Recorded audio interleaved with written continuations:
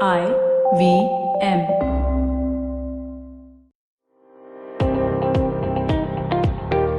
Welcome to All Things Policy, a daily podcast by the Takshashila Institution. We are a bunch of policy nerds based in Bengaluru, and we like bringing fresh perspectives to Indian affairs and Indian perspectives to global affairs. So grab a cup of coffee, sit back, and join us for today's chat. Hello and welcome to All Things Policy.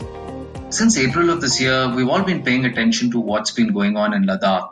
We've seen a bloody confrontation in the Galwan Valley. There have also been reports of a disengagement. But Ladakh is not the only place in the world where the People's Republic of China is asserting its territorial claims. In the more balmy climes of the South China Sea, we see Beijing continue to rub up against other countries. The US seems to have modified its policy towards the South China Sea in response, and the US also sent 2 carrier strike groups to the region. One of those carriers, the USS Nimitz, then conducted an exercise with Indian forces off the Andaman and Nicobar Islands. To understand what is going on in the South China Sea and what India's response has been, I have with me Manoj and Suyash. Welcome. Thank you. Thanks. Suyash, I want to start with you. Can you catch us up on what has been going on in the last few months in the South China Sea? So yes, as Aditya, you have rightly mentioned, a lot of activities are happening in South China Sea. But this is not something new. This is a continuation of China's South China Sea policy, which is happening since past few years, especially after 2015-16. But this time they have asserted themselves more. I can just give you a few select examples. For example, since December, and this is parallel to the virus which affected the breakout which took place in China, they have rubbed against Indonesia, Taiwan, Philippines, Vietnam in the regional scenario, and also the extra-regional forces of United States since December 2019, and it's an ongoing process. So recently, their exercises have increased. They have recently in April, May, they also did a very aggressive asserting move, which was renaming some maritime features in the South China Sea and giving the administrative right of 2 islands to a province in South China Sea. This is very assertive and aggressive posture, and previous such posture had happened in 1980s and not after that. So you can see the importance of this posture.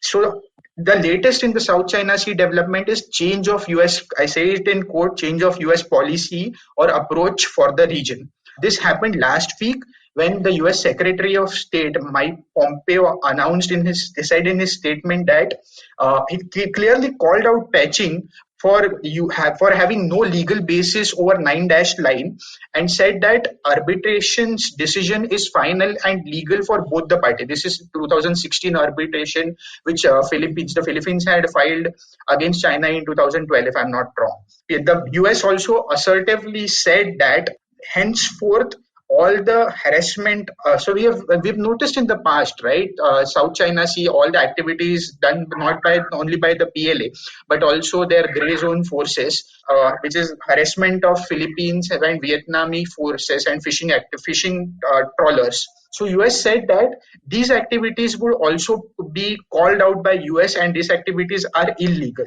And most importantly, Mike Pompeo's statement said that the PRC has no lawful territorial or maritime claim in the entire region.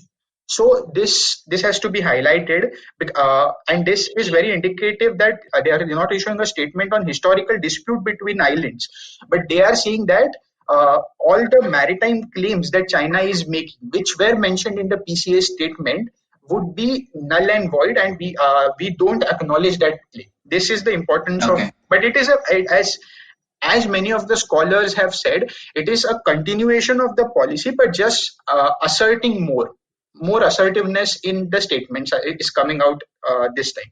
Manoj, do you see a significant departure here in America's stance? Will it change its relationship with both China and littoral states in the South China Sea? In some ways, I think Suyash has sort of captured it well, that, that yes, there is there is a change. It's not a change where the US is sort of taking sides on issues of territorial sovereignty.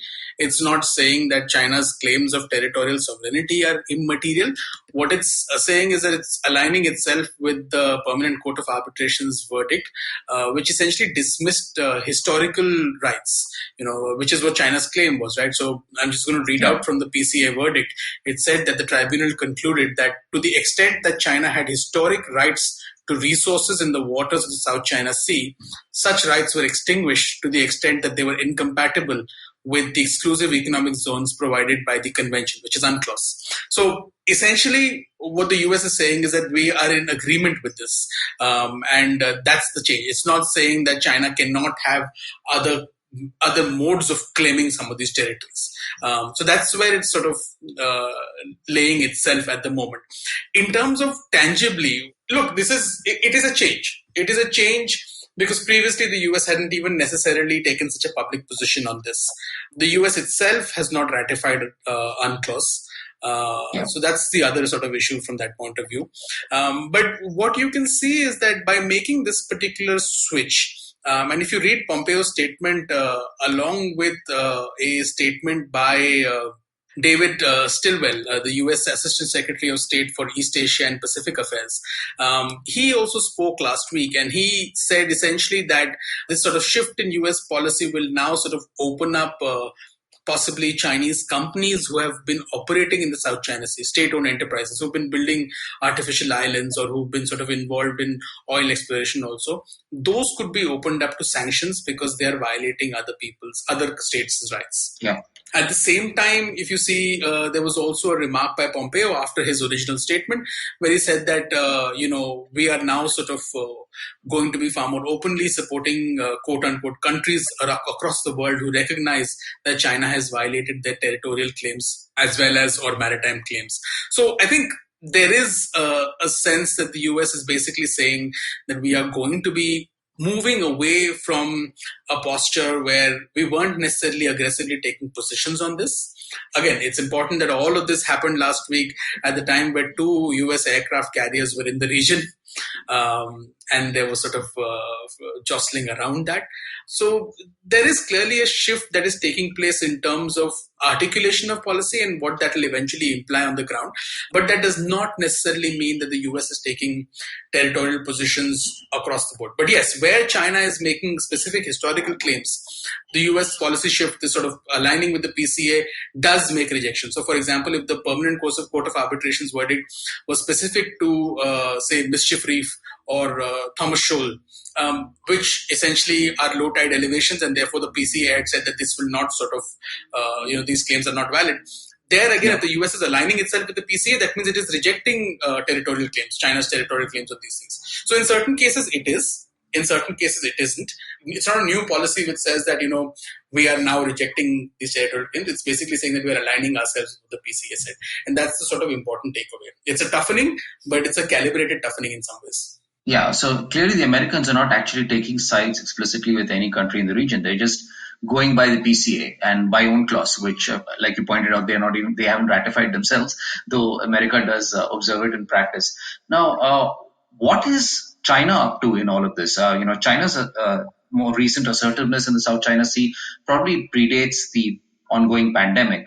But why? What is driving it? Why is it still going on? So I think we need to look at Chinese assertiveness through a lens of sort of history, right? I mean, in 1982, when China sort of signed on to UNCLOS, it then took about a good 14 years to ratify it. It only ratified it in 1996. And I was reading this new book by Pooja Bhatt called The 9-Dash Line, and she sort of talks about the process from 1982 to 1996, during which China built up capacity. And it also built up domestic legislation, a legal framework, which would sort of then have some sort of, which would sort of, when it eventually ratifies UNCLOS in 1996, it sort of creates a tension between domestic legislation and international law. And obviously the Chinese would argue that, well, this is a domestic legislation and therefore we are authorized to do the kind of things that we're doing.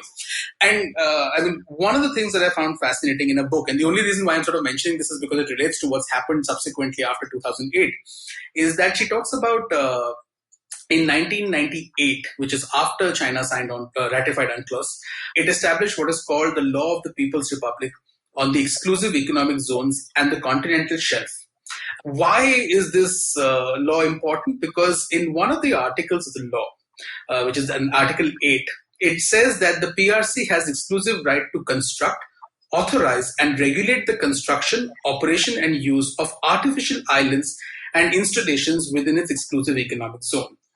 This sort of was really interesting, right? And it also sort of says that the law provides Beijing the right to establish so-called safety belts around these artificial islands and installations to ensure safety of navigation and all of that. In so many ways, people who've been sort of caught surprised by what China did after 2008, 2009, and then subsequently the building of artificial islands under Xi Jinping, have seen it as, this is assertion which was unexpected, and China would not militarize these islands because Xi Jinping had committed to Obama that we would not militarize these islands. Yet in 1998 they had domestic legislation which clearly said that we will do this and we will militarize it in some ways. So which tells you that this is a long thought out continuation of policy. It's not and the sort of lags have come depending on capacity, depending on environment, depending on sense of need, that should we be doing this, do we have the need to. But the enabling structure and the thought process had existed for a very long period of time. And I think that's an important point to note. Today, what we are seeing is that those conditions over the last 7, 8, 10 years of, whether it was, the diversion of US efforts in the Middle East through the much of the 2000s, early 2000s, to the economic crisis of 2008, which prompted an inward-looking US subsequently, and the expansion of China's capacity, its naval capacity, its economic capacity, and the ability to be able to control what are sort of important territorial areas, particularly after the Philippines took China to the PCA. It seems like there was a sense that we need to consolidate our positions. And that sort of also prompted this reaction where how do we consolidate our positions? And these are sort of methods that we go about doing it. Today, what we are seeing is, again, there's a mix of opportunity and there's a mix of insecurity. The opportunity arises from the fact that the world is busy with the pandemic, yet there is deep insecurity, right? I mean, you've got 2 US aircraft carriers who were just there last week. You've got the US, despite the pandemic, continuing with FONOPs in the South China Sea. You've got tensions. You've got the code of conduct negotiations between the Chinese and the ASEAN countries sort of completely in tatters at the moment. It's not really going anywhere. And I think the Chinese are basically saying, look, there is an opportunity now for us to consolidate our position within this region. It'll help address some of our insecurities, and we can actually do that. So let's attempt and see what we can do. And I think that's what they've pushed. And the more the US is going to push back, I think the more the Chinese are going to also sort of buckle down and try to sort of take steps which will in some ways exacerbate the situation also. But it's driven from that sense of insecurity mingling with opportunity. Right. And I think that's what's sort of driving some of these changes. And in some ways, these are very self-defeating measures that the Chinese are adopting. Because in no way are they going to be able to make the South China Sea China's sea, because of just the fact that it's such a massive international presence over there. But it's going to try and do that because it sees, like I said, there's an insecurity that's deep-seated, and then there is an opportunity. And, when you get that opportunity, you'll try and move on that. This is the sort of situation where states, seize a window of opportunity and then try and get as much as they possibly can done during that time. These can be dangerous. But how are the states of the South China Sea reacting? Have we seen, for instance, Indonesia taking a stance? So some of the states have been very vociferous in their reactions. For example, Vietnam has been continuously pushing back. The Philippines was playing sort of a balancing role. As you can recollect, they had said that we will scrap the security agreement with the United States, the 20-year security agreement, the Friendship and Security Agreement. But after the recent Chinese activities, starting from December 2019, the Philippines has also said that we'll continue with the agreement, and we will. So the recent Chinese activities are leading all the states to more or less balance against China. When I say all the states, I say all the states that are involved in the dispute, and I'm not saying all the ASEAN states. So ASEAN states have always been fence sitters in this dispute. but all the states who are at stake and who are directly involved, for example, Vietnam, Philippines, Indonesia has been very vocal about the activities, though eventually they mellowed down their rhetoric. But at the start of the dispute in 2019 December, they did, you cannot call it FONOPS operation, but they did 2 or 3 operations. Their president itself went on a ship to tour to tour the Natuna Islands. So yes, the involved parties are playing a sort of balancing role, if not overtly, then covertly. But all the ASEAN states, which are not other ASEAN states, which are not involved in the dispute, they are fence sitter and they are still not ready to take a position.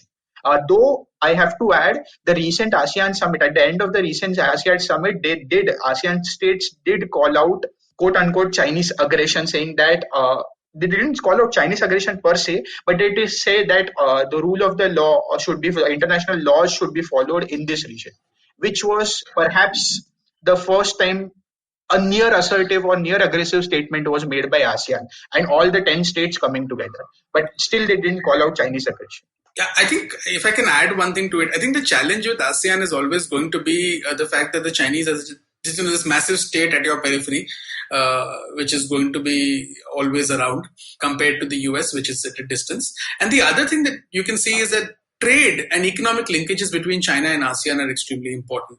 You will always want to sort of, I'm not sort of counting Cambodia and Laos so much in it, because the relationship between Cambodia and Laos and Beijing is very different from the rest of the ASEAN sort of members and Beijing. So if I was to just even exclude those, the others also, trade is such a significant component, particularly at this point of time where, the world is sort of going through a recession. Just last week, when you had numbers come out from Beijing about Chinese trade around the world, and what one found is that the ASEAN region had sort of pipped the European Union as China's largest trading partner.